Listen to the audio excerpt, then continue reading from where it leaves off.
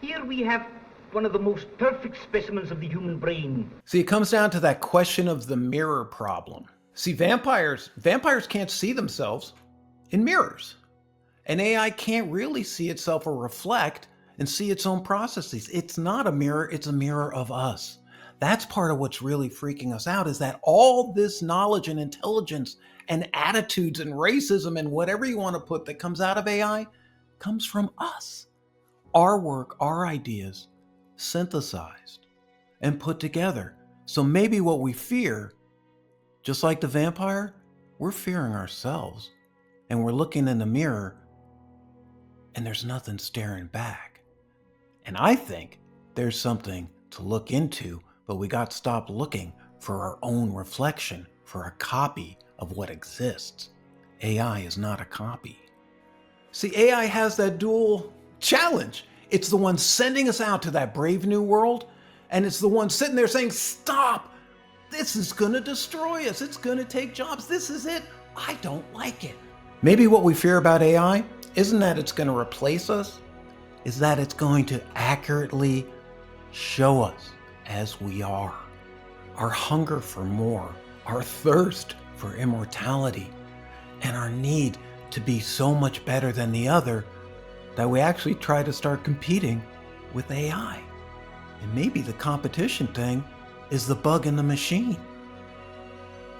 And maybe we're asking the wrong questions about AI. After all, like good vampires, the best ideas live forever. And maybe, just maybe, that's what makes us human. And this might be the way to let our ideas and our voices be heard, not just swallowed up like AI as a vampire. Because neither vampires nor AI as a vampire is real. It's a technology and intelligence and a way that we're looking at ourselves that sometimes we don't like, and other times is the key to understanding of what we can become. The vampire metaphor isn't an accident. Both are showing us versions of ourselves we'd really not like to see, but they're also the capability to do something more with what we have and to move beyond where we are. And so, like Campbell would say, what makes AI so scary to us? Not the alien intelligence idea that we can't understand it. It's the fact that AI, like vampires, actually plays two roles that Campbell talks about human myths being built around. The famous one is the hero journey, right? Overcoming odds, going through things, change, bringing about a whole new world. AI represents that all over the place for the people who like it.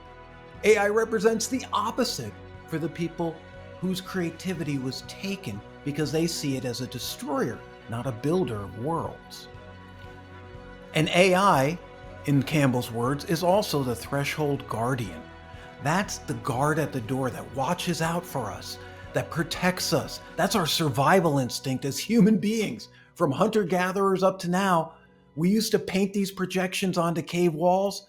Now we put them in AI without permission, and we're trying to put more stories out. That's the argument against AI data, is it's what we've already done, and it's just giving us back more of what we've already done.